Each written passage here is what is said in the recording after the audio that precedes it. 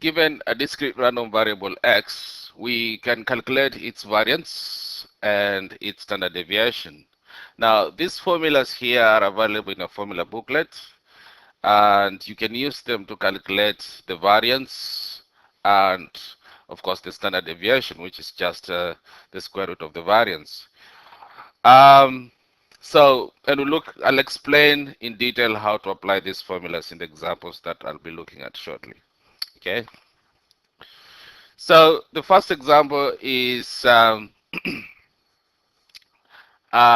have a probability distribution for this course in a different game at a fair, and they want us to find the mean and the variance. So the mean is just expected value. So we can start by saying that the mean will be equal to 0 multiplied by 0.15 plus 1 multiplied by 0.15 plus 2 multiplied by 0.4 plus 3 multiplied by 0.25 plus 4 multiplied by 0.25. And that is equal to 1.9. The variance will be equal to, so what we need to do here is to apply this formula. We can apply this formula here,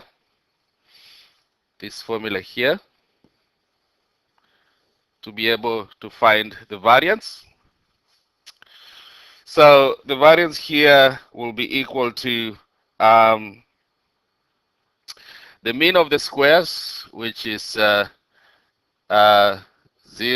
multiplied by 0.15 plus the square of 1 is just 1 multiplied by 0.15 plus square of 2 is 4 multiplied by 0.4 plus square of 3 is 9 multiplied by 0.25 plus square of 4 is 16 multiplied by 0.25.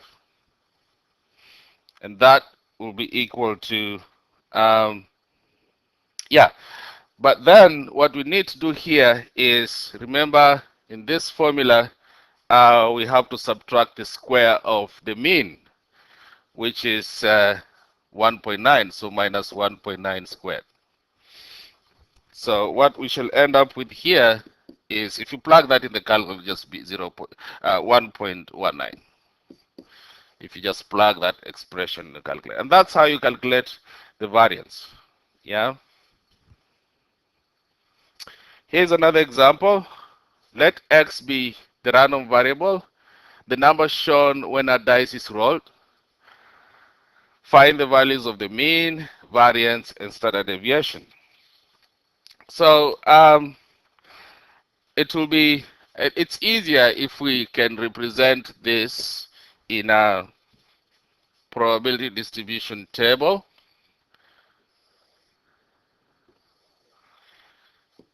So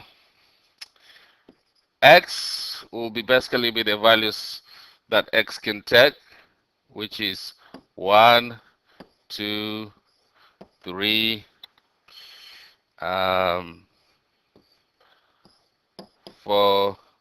5, and 6. And then we can find the corresponding probabilities, which is 1 over 6, 1 over 6, 1 over 6 in each case. All right. So the mean, which is just the expected value here,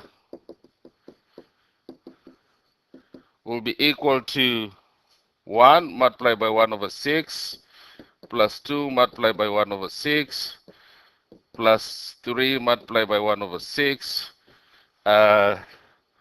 plus 4 multiplied by 1 over 6 plus 5 multiplied by 1 over 6 and plus 6 multiplied by 1 over 6. And we worked out this before. It's 3.5. Yeah. And then to find the variance Yeah, to find the variance, we can yeah, we just need to find, we can apply again the formula way how to find the mean of the squares minus the square of the mean.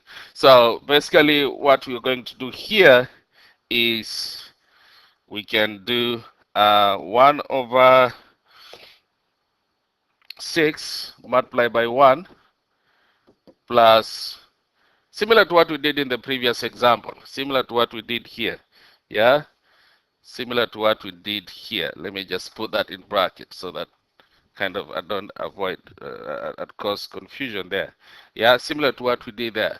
So here we'll have yeah, this is where I was. So we have that into 2, not that 2, we have the square of 2. So 4 multiplied by 1 over 6 plus 9 multiplied by 1 over 6 plus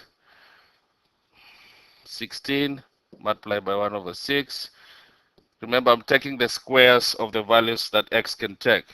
25 multiplied by 1 over 6 plus 36 multiplied by 1 over 6. All this minus the square of the mean. So that will be equal to, I